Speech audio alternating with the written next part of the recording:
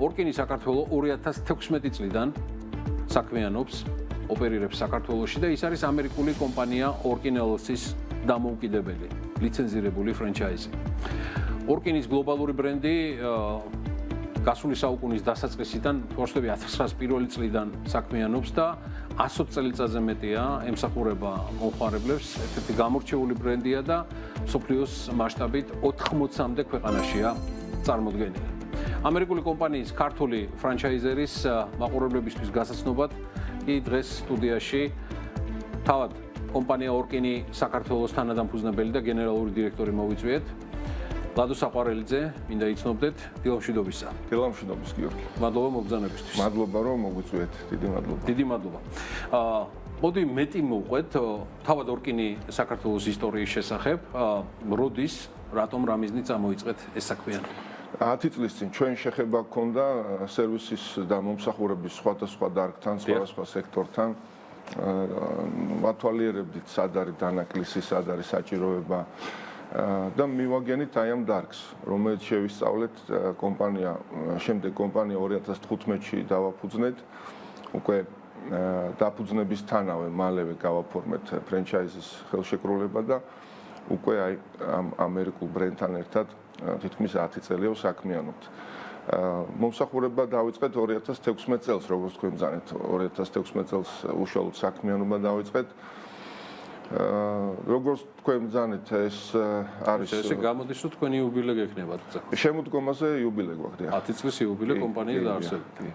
ჩვენ თან როცა ვამბობ, ჩვენ უკვე გულისხმობ 85-ნი ვართ. დავიწყეთ 3-4 ადამიანმა, დიახ. მათ შორის დამფუძნებლების ჩათვლით და ჩვენ თვითონაც თანამშრომლები ვართ სრულ განაკვეთზე და ჩვენი საქმიანობა ეს არის მავნებლების პრევენცია, კონტროლი, სხვანაირად ჰიგიენა სანიტარიის დარგში ამას ეძახიან დერატიზაცია, მღრღნელის გაუვნებლობა, დეზინსექცია, მწერის გაუვნებლობა, დეზინფექცია, ეს არის პათოგენების ზედაპირიდან მავნე ბაქტერიების, ანუ პათოგენების გაუვნებლობა და არის კიდე იქ სხვა სანიტარული და ტექნიკური მომსახურება, რომლითაც დაკავშირებულია ამ ჩვენ ძირითად საქმიანობას. კი ბატონო, მაგაზეც ჩაგეკითხებით, ოდნავ მოგვიანებით, თუმცა ჩემთვის მნიშვნელოვანი თემა არის როგორ ხდება ლადო ფრენჩაიზთან თანამშრომლობა. ამ შემთხვევაში კომპანიის დაფუძნებიდან 1 წლის თავზე 2016-ში ამერიკულ კომპანია ორკინთან თორდება ფრენჩაიზის ხელშეკრულება და მაინტერესებს ასევე რა ტიპის მხარდაჭერას იღებთ მათგან. ძალიან თავისებური სპეციფიური შემთხვევაა, როდესაც აი უშუალოდ მომსახურების დარგში ფრენჩაიზი განსხვავებით დაუშვათ სტრაფიკების დარგისა ან დაუშვათ იგივე სასტუმროს დარგისა, სადაც ფრენჩაიზი უშუალოდ პროდუქცია წარმოადგენს. აქ ფრენჩაიზი უფრო ნიშნავს აი ამ 100 მეტი წლის გამოცდილების დაგროვილი ცოდნის, ტექნოლოგიის, მეცნიერებისგან, საკმაოდ მეცნიერებაზე დაფუძნებული ბიზნესია. ჩვენ დარგში აუცილებელია ამ როცა ვამბობთ მავნებელი ძირითად გულისხმობთ მღრღნელს და მწერს, აუცილებელია გარკვეულწილად ზოოლოგიის ცოდნა, ენტომოლოგიის ცოდნა, რომელიც ზოოლოგიის განხრა არის და მწერის ქცევას და ბიოლოგიას შეისწავლის. ცოტა ფიზიკა, ცოტა ქიმიაც საჭიროა, ცოტა გეომეტრიაც საჭიროა. შესაბამისად, ჩვენ როგორც მაშინ დამფუძნებლებმა ვნახეთ, რომ მოშლილი იყო, იცით, ცოდნის ბაზა საქართველოში. ეს ჩვენ ვართ მემკვიდრეები ცნობილი ორგანიზაციის სანებით სადგურის, რომელიც ოდესღაც არსებობდა როგორც სახელმწიფო ორგანიზაცია, მე როგორც ბევრმა ინსტიტუტმა 90-იანებში განიცადა და მორალური, ასე ვთქვათ, ცვეთა.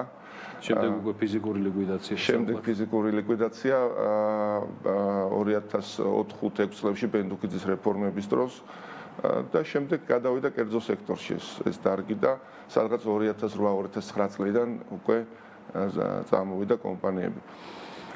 ესე ფრენჩაიზთან თანამშრომლობა ძირითადად ეს არის. მათ აქვთ 30 მილიონიანი უნივერსიტეტი აქვთ ორკინს ატლანტაში. გიორგი, წარმოიდგინეთ 30 მილიონი დახარჯეს იმისთვის, რომ ყველანაირი დაწესებულების იმიტაცია აქვთ გაკეთებული. მაგალითად, პაციენტის ოთახში მოწყობილი აქვს პაციენტის ოთახი ან სასტუმრო ოთახი, სადაც ტრეინინგის დროს შედიხარ და ნახულობ ჩვენ ყველა დამფუძნებელს ტრეინინგი გვაქვს ჩვენ თვითონ გავლილი, ჩვენ თვითონ ვართ სერტიფიცირებული და სხვადასხვა ინდუსტრიების მაგალითზე მოდელირება ხდება, როგორ უნდა მოხდეს? კი.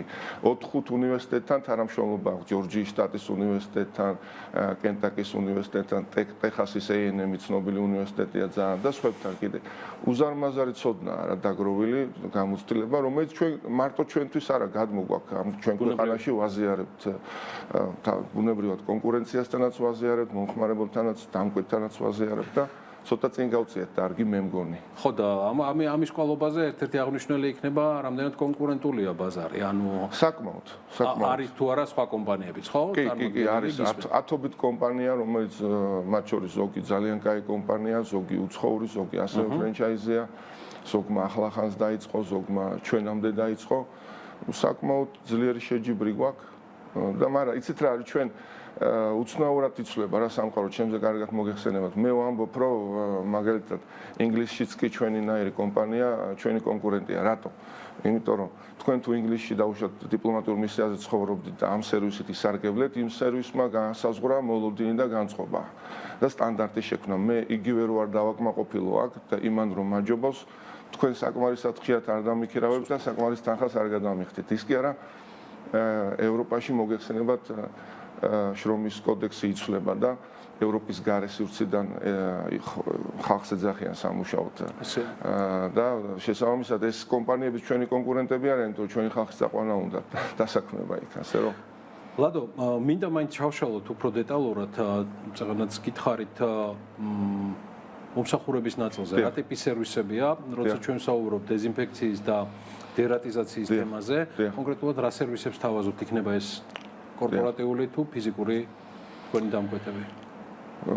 დიახ, ესე იგი ფიზიკური საცხოვრებელი ფართი ბინა იქნება სახლი, შატო, რანჩო, არ ვიცი, სახლი ტბასთან, სახლი მთაში, სახლი მდინარესთან, კოტეჯი, გლემპინგი, სხვადასხვა საცხოვრისია, ყველაფერს ვემსახურებით ჩვენ, ერთი მხრივ, მეორე მხრივ კომერციულ მიმართულებას ვეძახით ბიზნესსა და ორგანიზაციებს. აქაც ფაქტიურად გიორგი ნებისმიერი შენობა, ნაგებობა ჩვენ დარგში ამბობენ, რომ წყალქვეშა ნავი რო წარმოიდგინოთ, რომელსაც ყველა მხრიდან დიდი წნევით წყალი აწვება. აი ეკოსისტემა და ეკოლოგია, მათ შორის ურბანული ეკოლოგია ესეა მოწყობილი, რომ შენობა, ნაგებობა თუ დგას, რაღაცა სტრუქტურა თუ დგას, ადრე თუ გვიან მას მავნებელი შეაწუხებს. გამოდის რომ ყველა შეუძლია ამ სერვისით სარგებლობა. დიახ, სხვადასხვა ინტენსივობით. ცხადია. დაუშვათ ფარმაცევტების შეზღუდვა ამაზე ლადო არა, შეზღუდვა არა. არანაირი შეზღუდვა ხო. ერთი უბრალოდ დავაზუსტებ, რომ ჩვენ დარგს ინგლისურად პირდაპირ უხეშად რო თარგმნო სტრუქტურული მავნებლის კონტროლი და პრევენცია, ანუ ურბანულ გარემოში მავნებლის კონტროლი და პრევენცია ქვია, იმიტომ რომ ჩვენ არ ვეხებით სასოფლო მეურნეობებს, ნარგავებს, პლანტაციებს, ჩვენ არ ვეხებით ფიტოსანიტარიას. ტყე და საძოვრები და ასე შემდეგ. ჩვენ არ ვეხებით აკვაკულტურას. ნუ აკვაკულტურაც სოფლის მეურნეობის ქვედარგია. ჩვენი კომპეტენცია არის შენობა ნაგებობების დაცვა მავნებლის ზიანისგან და საფრთხისგან. მაშინ მოდი რახან ესე დეტალურად აღწერეთ სერვისის მნიშვნელობაზეც ვისაუბროთ. რატომ უნდა იყვნენ დაინტერესებული გარდა კონკრეტული მოთხოვნისა ან საჭიროების დადგომისა, რომელიც გვახასიათებს. როგორც მომხმარებლებს, მხოლოდ მაშინ ვიწყებთ ზრუნვას იმაზე, როცა რაღაცა მოგვაჭერს, მოდი როგორც პრობლემა. ამ შემთხვევაში თქვენი მხრიდან როგორ არის ეს? ხო, აი თქვენ კარგად ბრძანეთ, ეს ჩვენ ამ დარგის ძირითადი კონცეფცია არის პრევენცია. არ დაშვება, მოდით ესე ვთქვათ, ქართულად ჩვენ ვეძახით შენობაში არ დაშვების სამუშაოები. შენობაში შემოჭრილი მავნებელი ემუქრება ზედაპირის დაბინძურება, შეუძლია სურსათის უნებლობის საფრთხეა, სხვადასხვა ჰიგიენა და სანიტარული საფრთხეა, მოკლედ რო ვთქვათ, ასევე შენობისთვის სტრუქტურული ზიანის მოტანა შეუძლია. ასევე შეიძლება შემაწუხებელი იყოს, ოღონდ ეს შემაწუხებელი მე ჯანმრთელობის და ფსიქოსომატური შეწუხებამდე მიდის. ასე მაგალითად სახში შეიძლება ორსული ქალბატონია და ჩემთვის შეიძლება კოღო პრობლემა არ იყოს და სიტყვაზე კოღოს ისეთი სახეობა იყოს, რომელსაც არაფერი ზიანის მოტანა არ შეუძლია, მაგრამ მოგეხსენებათ ბავშვს ან ორ სულ ქალბატონს ან მოხუცს ნორმალური ძილი ჭირდება და შეწუხება მე სხვადასხვა პრობლემაში გადაიზრდება. ამისთვის ვარ ჩვენ ეს ამისგან პრევენციას ვემსახურებით ჩვენ და ჩვენ ხშირად ვამბობთ რომ მავნებელს როდესაც არ ვხედავ არ ნიშნავს რომ მავნებელი არ არის. აი ეს მავნებელი ჰიგიენა სანიტარის და სხვა დარგს თუ ნახავთ მაგალითად ნარჩენების მართვა.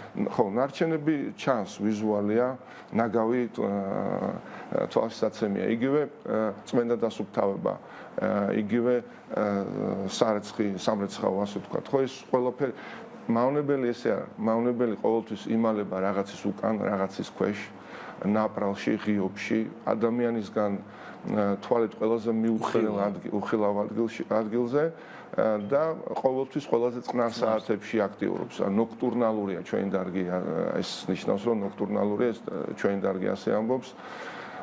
და შესაბამისად თან როგორ აიცით დავუშვათ თუ სულ წერტილში ერთი ტარაკანა შეამცნიეთ მეცნიერება ეძახის რომ როგორც წესი 20-მდე კიდე შენობის სივრცეში არის. ხო, შესაბამისად წარმოიდგინეთ 20 ტარაკანა თუ შეამჩნიეთ შესაბამისად რამდენი შეიძლება იყოს სვერწერტილში ან სამზარეულოში ან ასე შემდეგ. ლადო, სულ ხელზე ჩამოსათვლელი ადამიანებით დაწყებული 2015 წელს, 2016 წელს ტრანსფორმირებული ამერიკული ფრენჩაიზით ორკინს გულისხმობ. დღეს გუნდი დაახლოებით იმდენი ბრძანდებით, რამდენიც BMG არის, უკვე 85 გუნდის წევრი წარმოდგენილი. მინდა კითხოთ თავად გუნდის შესახებ და გუნდიდან მომდინარე იმ მისიაზე და ღირებულებებზე, რომელიც საბოლოოდ აფორმირებს თქვენს ხედვას. ადამიანურ ფაქტორზე დამოკიდებული ბიზნესია გიორგი თავიდან ბოლომდე ისე როგორც თქვენი და რა ვიცი რა გითხრათ საუკეთესო ხალხი ყავს. აი მე სხვა დარგებშიც მიმუშავია, მე თვითონ დასაქმებული ვიყავი 2 წლეული და ერთ-ერთი საუკეთესო ხალხი მუშაობს, ვისაც შევხვედრილ ვარ ამ ჩვენ კომპანიაში ეს ხალხი წარმოვამაყობთ ერთმანეთის ნახვა გვიხარია ყოველ დღე ასე ვთქვათ. სულ ყოველთვის ვერ ვნახულობთ ერთმანეთს, იმიტომ რომ გაშლილი ვარ მთელ საქართველოში და დასავლეთ საქართველოში კოლეგების ნახვა უფრო იშვიათად ხდება ვიდრე აღმოსავლეთ საქართველოში. თუმცა ჩვენი პარტნიორი გაყოფილი გვაქვს ჩვენ როლები და ზვიადი თვარაძე ჩვენი პარტნიორი ხშირად საველე პირობებში ვიზიტს ახორციელებს. სადაც ჩვენ კოლეგებთან და ჩვენ დამკვეთებთან ერთად მუშაობს. ეს ჩვენი ცენტრი, ჩვენი ვექტორი სწორდება ჩვენ თანამშრომლებზე. ჩვენ თუ ერთმანეთს არ მოვუარეთ, დამკვეთსაც ვერ მოვulit, გამორიცხულია. ვიხარჯებით ბევრს, რომ ტრეინინგში დავხარჯოთ. ბევრი გვაქვს დასახვეწი და გამოსასწორებელი. სერვისის ინდუსტრიაა და თავიდან ბოლომდე ჩვენი ძირითადი ინვესტიცია ხორციელდება, ან უნდა ხორციელდებოდეს კვალიფიკაციაში, ტრეინინგში, გადამზადებაში და ერთმანეთის ჩვენ მათ შორის დამფუძნებლებსაც გვეხება, იმიტომ რომ დარგი ვითარდება, ტექნოლოგიები, მეთოდები ვითარდება, ეკოსისტემა იცვლება, კლიმატი იცვლება, აი თქვენც ახლა გადაცემას უყურებდი. იცვლება ადამიანი და პლანეტა იცვლება და სხვადასხვა საჭიროებებია მათ შორის ჩვენ ქვეყანაში. ისეთი მწერები და ისეთი ცხოველები ჩნდებიან, რომელიც ადრე არ იყვნენ. და წარმოუდგენელიც იყო რომ გაჩნდა. კი ბატონო, და მაგალითად ბოლო წლების აი აზიური ფაროსანი ვიცით და ხო. ლადო, მინდა კითხოთ თქვენ სამომავლო გეგმებზე, აღნიშნეთ რომ ფრონტი და ველი მომსახურებისა მთელი საქართველოს მასშტაბით არის გაშლილი. თქვენ და თქვენი პარტნიორები რა გეგმით ხარ წარმოდგენილი მომავალში? ჩვენი მთავარი მისია გიორგი არის რომ ჩვენ ვამბობთ რომ ერთგვარი მოძრაობა ვართ რა და რისთვის ეს მოძრაობა რომ ჩვენი ქვეყანა იყოს მოვლილი, დალაგებული, გაფრთხილებული, არ ვიცი რა დავარქვა კიდე, რომ გავხადოთ ჩვენი ქვეყანა უკეთესი ადგილსაცხოვრებელი, გნებავთ ტურიზმისთვის უკეთესი. ამისთვის იცით რომ რაღაცები აუცილებელია, მაგალითად განათლების სფერო, ჯანდაცვის სფერო, ასევე აუცილებელია ეს კრიტიკული და გადაუდებელი მომსახურებები, რომელიც ერთ-ერთი ჩვენ ვართ და ჩვენი მისიაა რომ ეს იყოს ხელმისაწვდომი როგორც მომხმარებლისთვის, ისე კომერციული დამკვეთისთვის, ბიზნესისთვის. ჩვენ გვინდა რომ აი დაუშვათ თქვენ რომ ისარგებლოთ ჩვენი სერვისით, თქვათ რომ აი ესეთი უცხოეთშიც არ მინახი, ან პირიქით. უცხოეთში თუ ისარგებლეთ ასეთი სერვისით, თქვათ რომ ჩვენ საქართველოში უკეთესი გვაქვს. უკეთესი. მიუხედავად იმისა, რომ არ ვართ ყველაზე მდიდარი ქვეყანა, მოგეხსენებათ ჩემზე კარგად. ხო, ჯერჯერობით. მედი მაქვს ჯერჯერობით. და ქვეყანასთან ერთად გვინდა განვითარდეთ. ესაა ჩვენი მთავარი მისია, რომ გარკვეული რაღაცა ეს აუცილებელი გადაუდებელი მომსახურებები, რომელიც ადამიანის თანამედროვე ცხოვრებისთვის აუცილებელია, ხელმიუწვდომელი არ იყოს ჩვენ ქვეყანაში. გნებავთ ბიზნესისთვის, გნებავთ ოჯახებისთვის.